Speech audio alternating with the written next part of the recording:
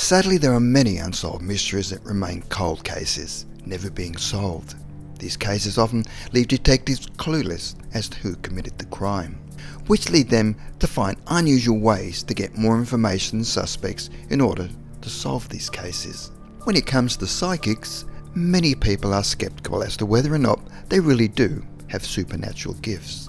However, there are some bizarre cases that have been solved thanks to the contribution of psychics.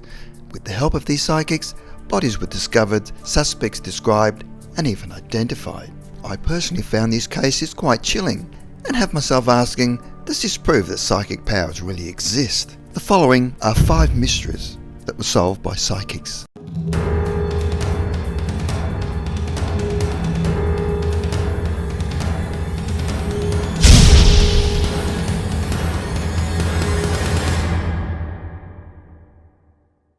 Number 5. Maria Scott, New South Wales, Australia. Maria Scott's badly decomposed body was discovered after she'd been missing for 7 months. When the body was found to have 5 separate stab wounds, police knew they were on the hunt for a murderer. The murder of Maria Scott left the police baffled. After investigating the murder, police had 29 persons of interest and narrowed the list down to a man named Mark Brown.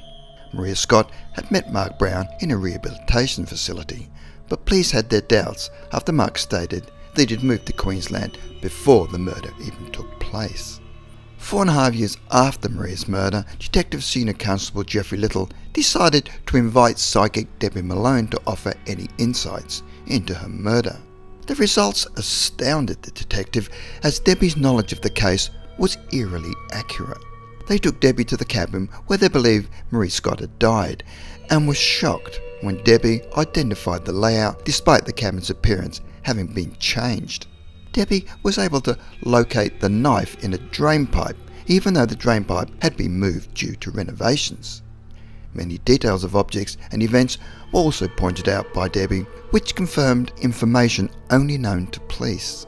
One startling fact that Debbie felt was that she believed the murderer had passed away and his ghost walked through her while standing in the cabin. Detective Senior Constable Little was now certain who the murderer was, telling Debbie that the suspect, Mark Brown, had committed suicide a few weeks after relocating to Queensland. Number 4. Jane Doe USA. In May 1976, a 14-year-old girl left her home and mysteriously vanished without a trace.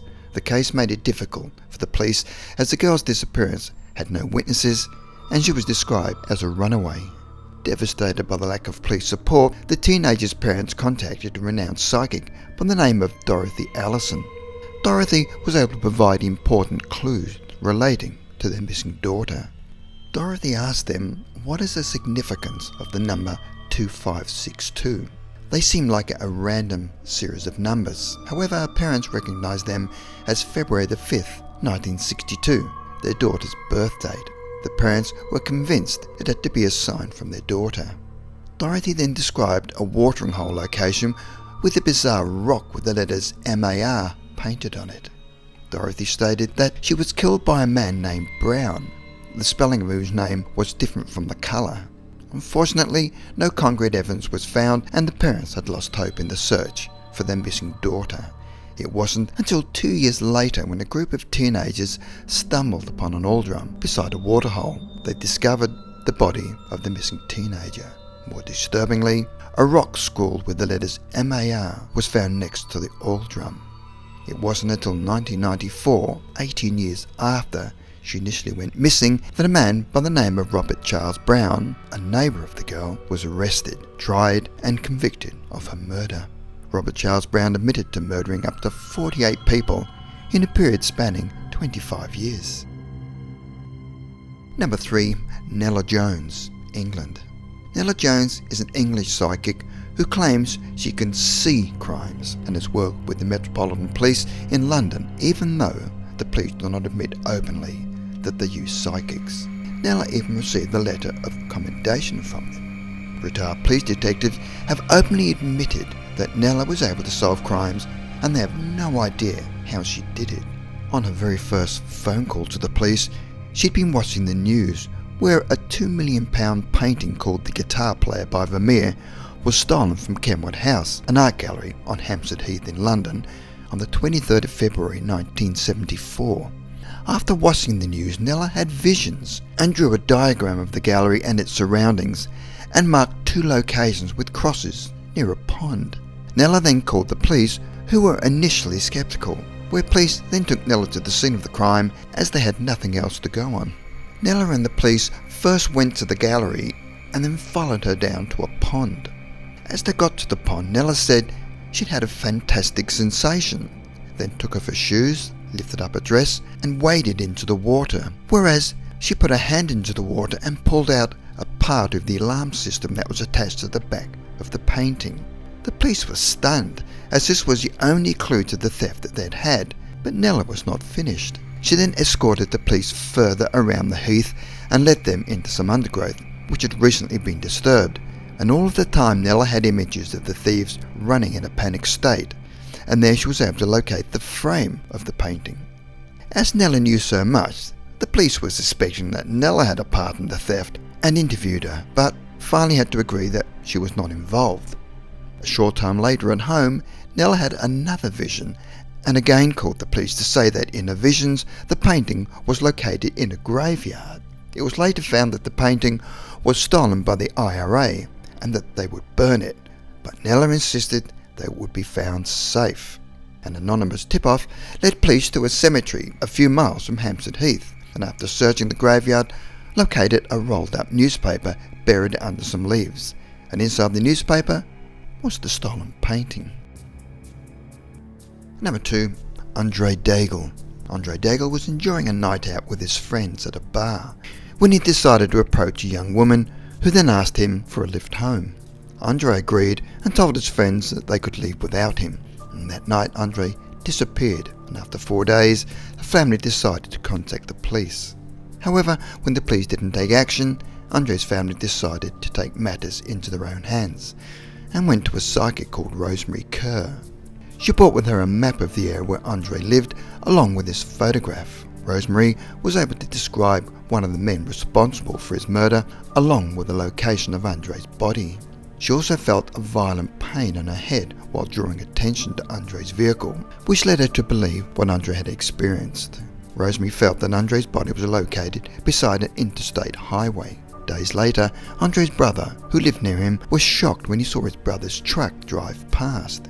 He quickly gave chase and followed the men to a cabin and recognized the men the psychic had described. The police were quick to arrive at the scene, where they found 3 men with Andre's truck, and they were arrested. 2 of the men, Charles Gervais and Michael Phillips, admitted they had sent their friend Selma to lure Andre out of the bar before taking his life. Astonishingly, the psychic Rosemary Kerr was more than 2,000 miles away from the location where she helped lead the Andres family and the police to Andre's body and his murderers. Number 1. Etta Smith, USA. Etta Smith was from Los Angeles, and the 17th of December 1980 was to change her life, and after that date she claims she would never be the same person. Etta was a single mother of 2 children who lived in the Los Angeles suburb of Sylmar and worked as an administrator at Lockheed Aircraft Company in Burbank. While she was at work, she heard about the disappearance of a woman called Melanie Uribe who had not turned up at her nursing work, and as soon as she heard the news she started having visual images as if on a movie screen, and in the vision she could see that she was in a canyon area with a dirt path and a hill, and at the end of the dirt path she saw a white object amidst some shrubbery. She left work that day feeling troubled about the images in her head she felt she could not ignore, and so decided to go to Los Angeles Police Department. She was interviewed by Inspector Lee Ryan, where she tried to explain that due to her psychic experience did not want to be seen as a kook or a nut. Inspector Ryan then showed Etta a map as to where she thought the woman could possibly be located, and Etta then slowly ran her fingers over the map and pointed out the location of where the missing woman could be, which was Lopez Canyon, even though she did not understand how she was able to do it, and at this stage unaware of any psychic abilities she might possess. Inspector Ryan looked at her and the map and said, "This is one huge area you have chosen, and to pinpoint so accurately is incredible." Ryan said that they would follow it up, and Etta told him that she was so certain of her premonition that she would follow it up herself. After telling her children of her experience, they all jumped into the car, drove up to the canyon and stopped at a certain location, and told her children to look out for something white. And then she sighted some tire marks and felt the impulse to touch them, and in doing so felt a tremble inside of her and became frightened, and quickly jumped back into the car and started to regret involving her children, and became very fearful. They continued driving, whereas one of her children screamed that they could see something white in the bushes. So she stopped the car, and as they walked a short distance into the shrubbery, they came upon some white sneakers and a dead body. As they were running back down the track to contact the police, to their surprise a police car was driving down the track, and after reporting their sighting, all went home to recover from their ordeal.